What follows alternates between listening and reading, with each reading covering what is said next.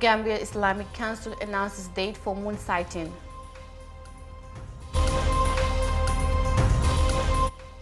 Rwanda genocide survivor says ordeal 27 years on.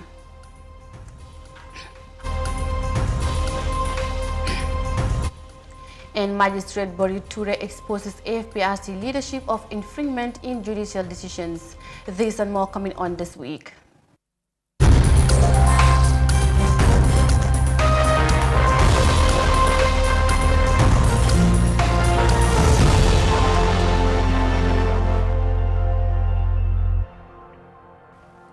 Good evening, you're watching This Week Newscast with me, Mariama Cham, and thanks for joining us. The Gambia Supreme Islamic Council has urged Muslims to carefully sight the crescent beginning Monday to determine the start of the month of fasting.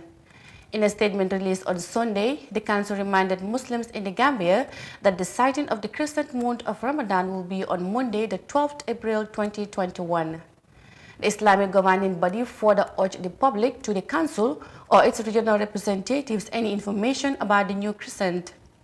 The move by the Council is expected to minimize the difference among Muslims in the country as to the right day to start the month of Ramadan. Ramadan is the 9th month of the Islamic calendar observed by Muslims worldwide as one of the 5 pillars of Islam.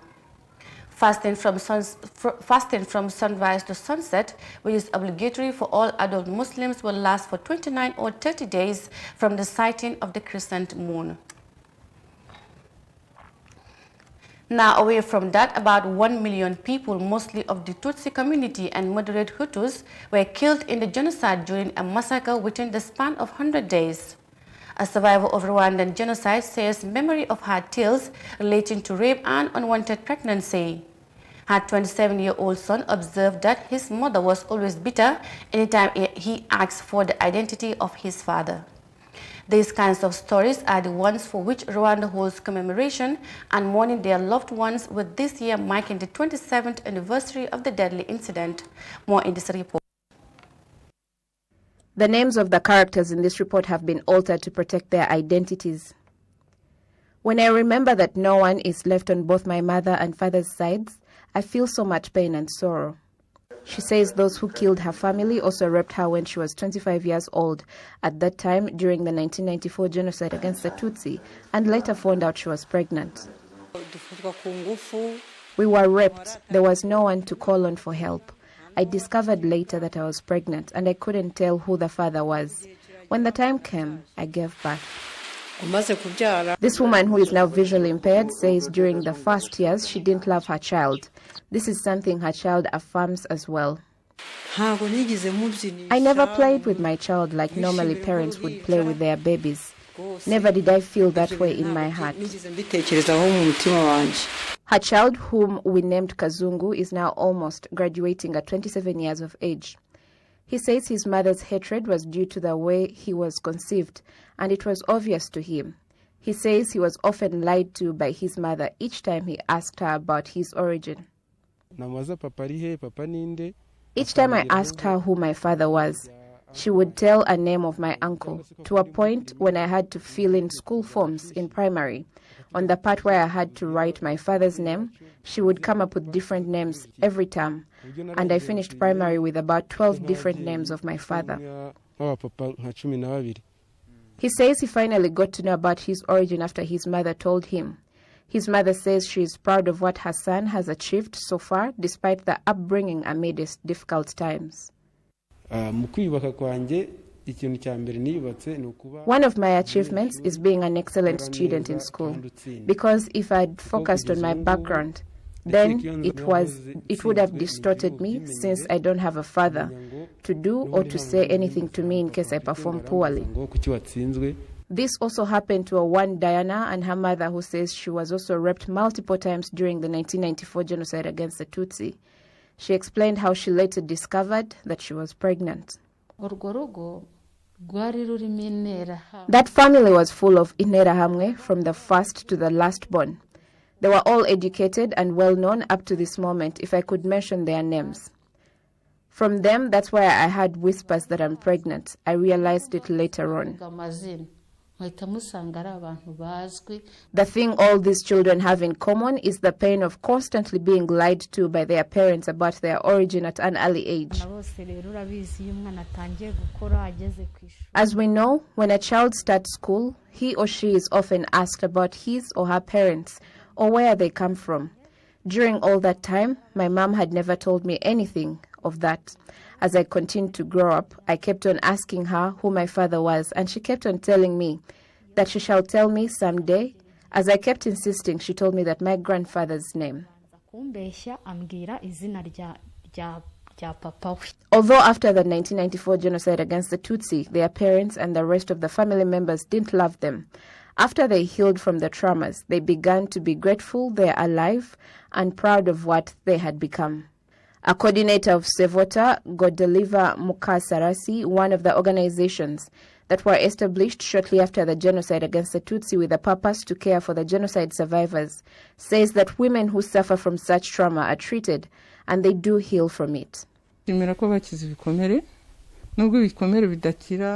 are happy to see them recover from their traumas, although they never go away completely, but they manage to control them. As they live well with the society and their relationship with their children also keeps getting better. They've also managed to contribute to the development of the country without constantly suffering from mental or other diseases like before, and they are now involved in many sectors. The Sevotha organization has managed to treat over 400 women with such traumas, with 100 still recovering. Experts in the history of genocide say that rape is one of the most powerful weapons which were used during the 1994 genocide against the Tutsi, and that those who were victims of rape require to be treated with greater discretion. Now, the World Health Organization Director General Tedros Ghebreyesus has called on countries to support the COVAX facility, a program meant to distribute vaccines to low and middle-income countries. The WHO chief says the bilateral arrangements to deliver COVID-19 vaccines run the risk of fanning the flames of vaccine inequity, stressing that it is time for partners not to patronage. More in this report.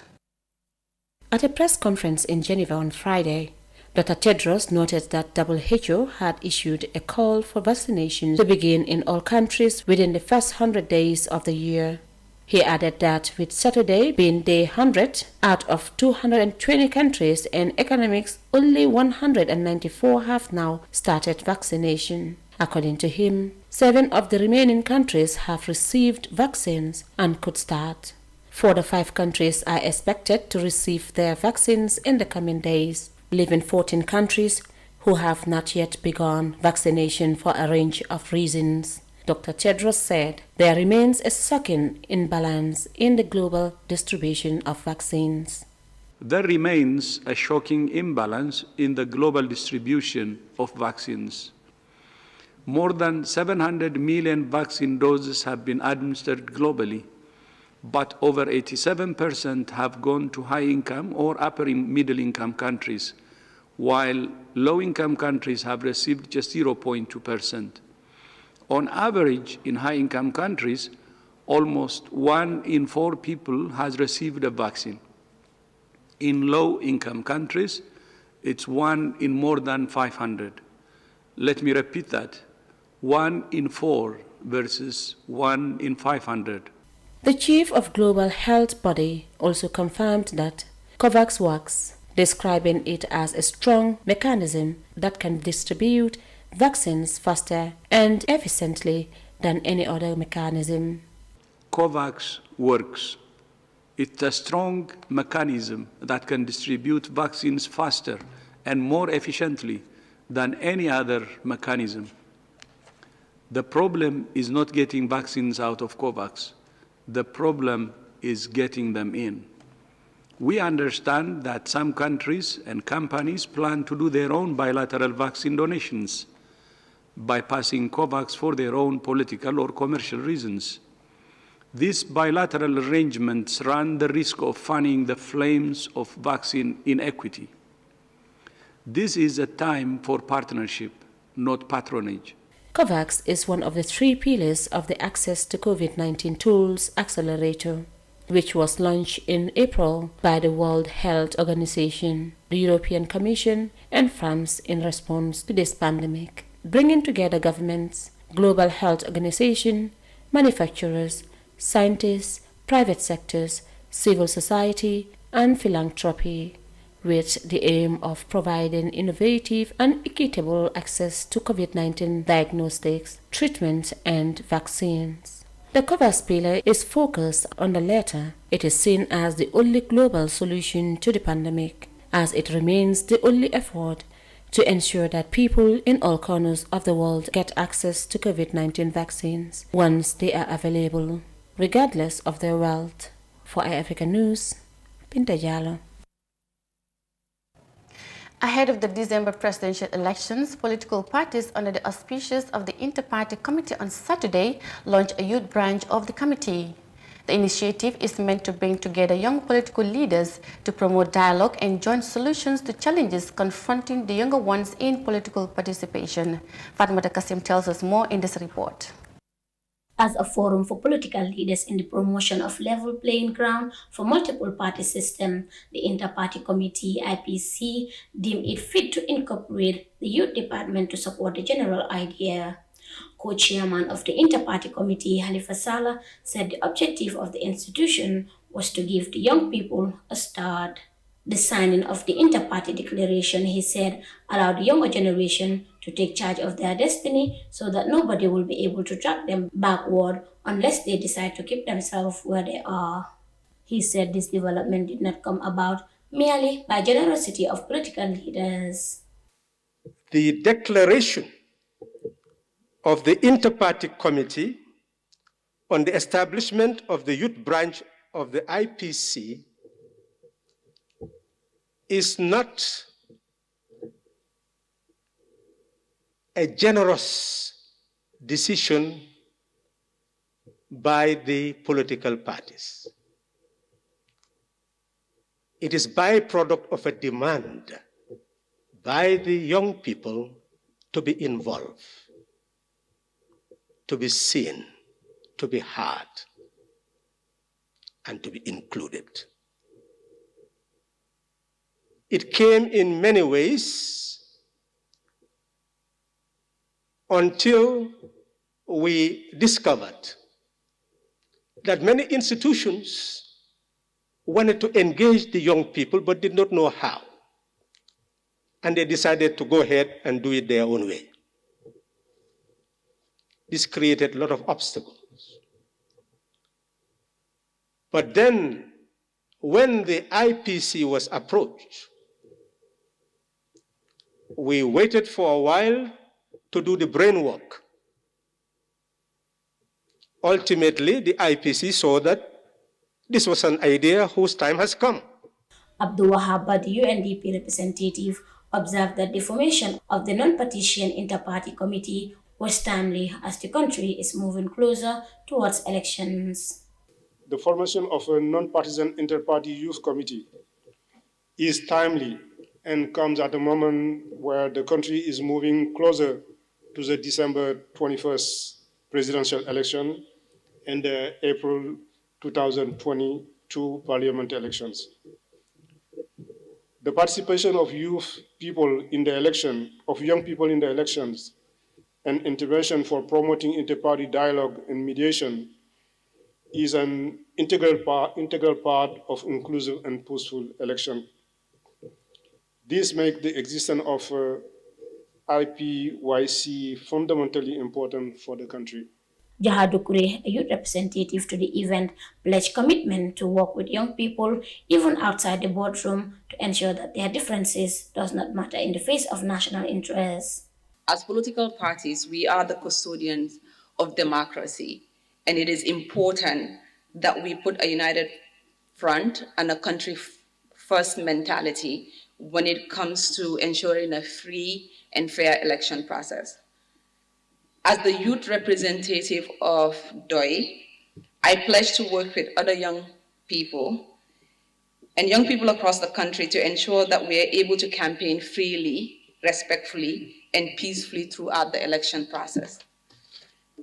I will work with young people in this room and outside of this room to ensure that we remember, despite our differences, we are all Gambian. I will support my party in ensuring that young people are included in every aspect of decision making and that young people are not tokenized just for political gains. I will also work with my political party to ensure that we are creating an environment that allows young people to thrive and participate. In the post-2017 political transition period, political parties played a key role in the consolidation of democracy and sentence of peace in the Gambia. In fact, more is expected of them in promoting dialogue on contentious national issues such as the new draft constitution and the looming electoral bill. For iAfrica News, I am Fatoumata Kasim. Now, Food Safety and Quality Authority has extended its services in the rural Gambia with the inauguration of a bureau in the Lower River region. The event was presided over by the Vice President of the Republic of the Gambia, who described the move as a major achievement. Amanda has the rest of that.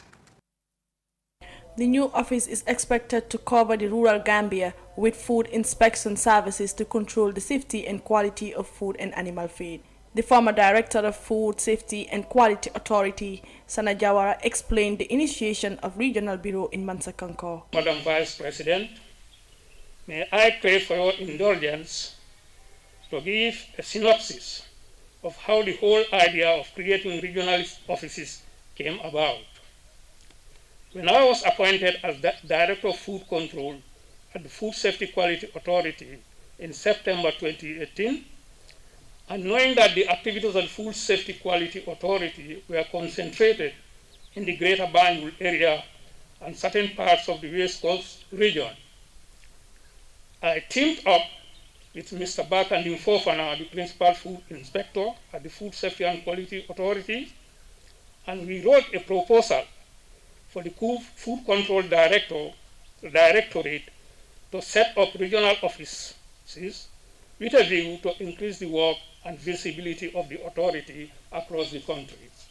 The Vice President, Dr. Aissatou Touré, encouraged the building of stronger institutions that will be well inherited by the future generation. People come and go, but institutions will always remain.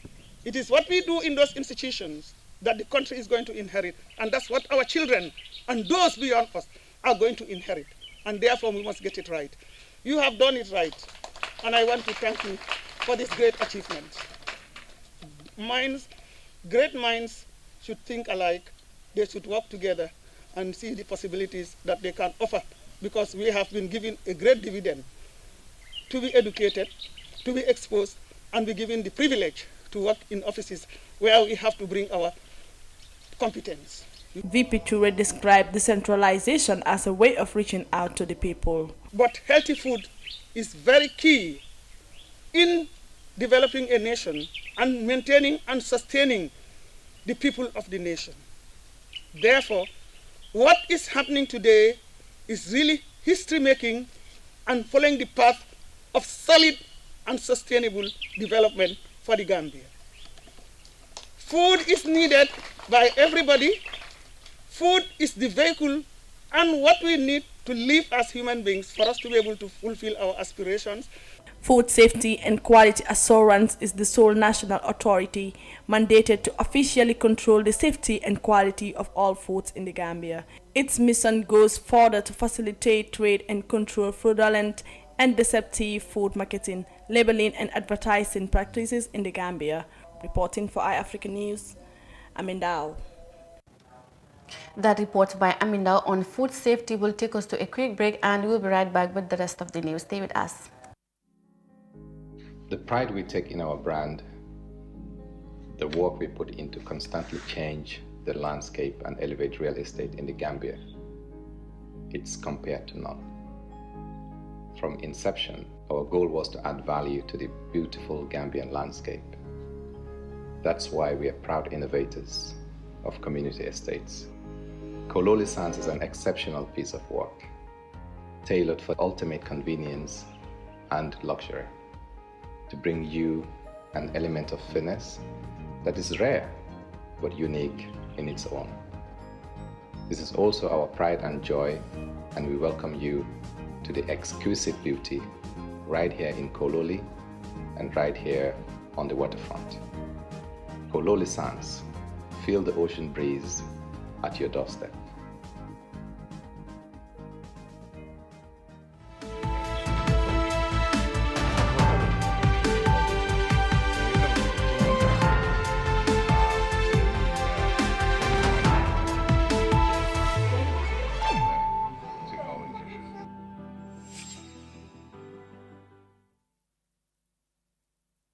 Welcome back, and still on this week cast.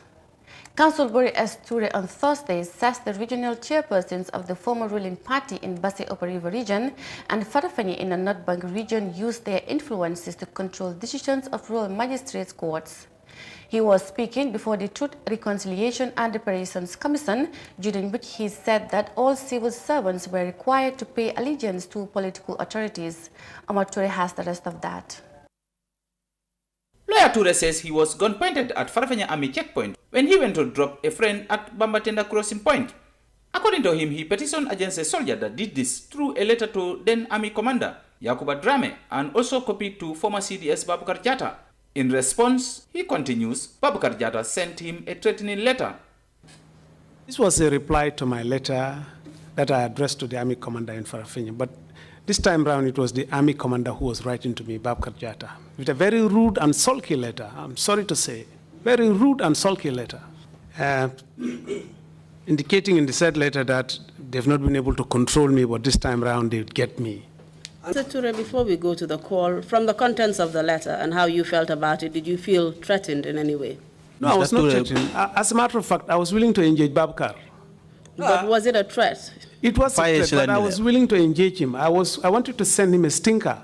Barrister Ture, who is also the solicitor at Supreme Court, says another incident followed when an NIA agent told him that he faced an imminent attack from the Green Boys and had to offer him protection, but he refused. I said to him, let me send you back to the same July 22nd boys in Soma. Tell them if they are prepared to come, they must equally be ready for burial from 5 p.m. to Isai prayer time. I said, if only they decide to come, let them be rest assured that there will be burial in this place from 5 p.m.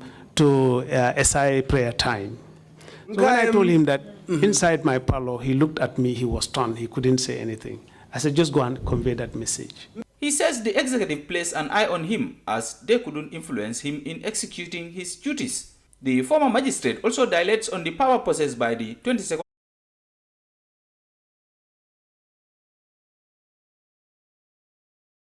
regime. Then I said to him, but look, I said, I just received a letter from your army headquarters, and it's your commander, Babukar Jatta, who's writing to me. The letter is rude and sulky. Wotumolem nata fay bringa diamo banka bari nga letero le soto mbulu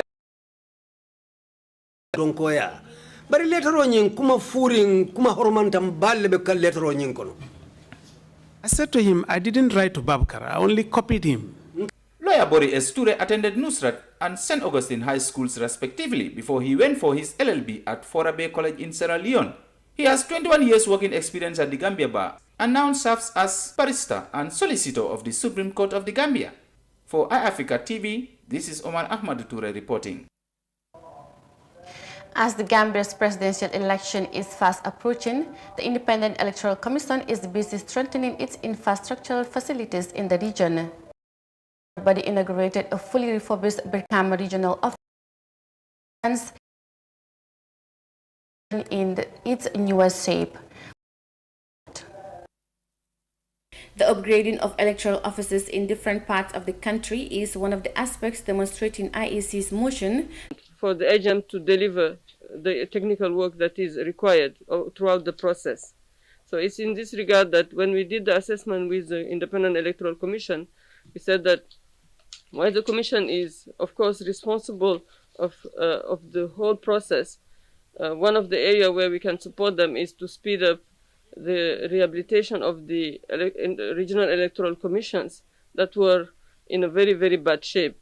The UNDP Electoral Support Project has already delivered a magnificent assortment of furniture and office equipment to the newly refurbished offices, including the Brikama Regional Office in the West Coast region. Reporting for iAfrica News, I am Mariama Cham. Now, the Ministry of Health, in collaboration with the World Health Organization on Saturday, reviewed success, challenges, and the way forward to the development of the National COVID-19 Response Team. The task force includes the risk communication and community engagement and the case management team that were set up in March 2020 to consolidate efforts against the deadly virus in the Gambia. Judicial tells us more. The workshop was held to share experiences and analysis of the response to COVID-19 by the Health Ministry, together with partners with a view to apply the lessons learned since the outbreak of the virus in the Gambia. Speaking during the closing of the 5-day workshop, the Minister of Health, Dr. Ahmad Lamin Samate, gave credit to his team for momentous response to COVID-19. We have come a long way in the COVID-19 response. Fortunately or unfortunately, no country had ever responded to COVID-19 before. So we all did it together. We all learned together. So in that, I believe, anecdotally, I can say that the country response has been a success. The WHO country representative, Dr. Desta Tiruna, said the national COVID-19 response team is necessary as it will help the health ministry in identifying the various challenges that need to be addressed. So this interaction review is a review to strengthen our preparedness and response system in the country, not only for the COVID-19 pandemic that we are currently facing, but beyond COVID-19. By strengthening our system, we'll be able to detect any future communicable disease pathogen that may be transmissible the same way.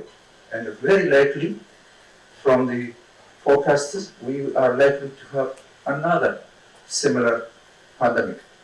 The pandemic flu is a possibility. Another variety of the virus may also come again. But if our systems are tested and ready, we can easily detect, contain the spread. So it's not about only COVID-19, it goes beyond.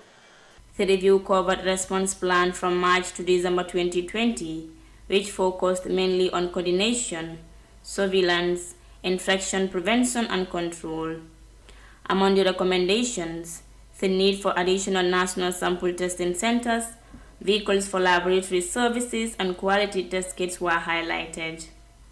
The Gambia is among the countries around the world that are still battling to delay the presence of the novel coronavirus, which has posed threats to lives across the world. Efforts are being made by WHO and its partners to distribute vaccines around the globe, especially to poorer countries. The Gambia contributes more than 5,000 COVID-19 confirmed cases to a total of over 4 million cases for the entire African continent since the outbreak of the disease. Of this total, more than 3 million people have recovered from the virus in Africa. Reporting for iAfrica News, I am Daisy. That COVID report by Ndayisize brings us to the end of this week's newscast. I am Mariama Cham. Thanks for watching and do have a blessed week ahead.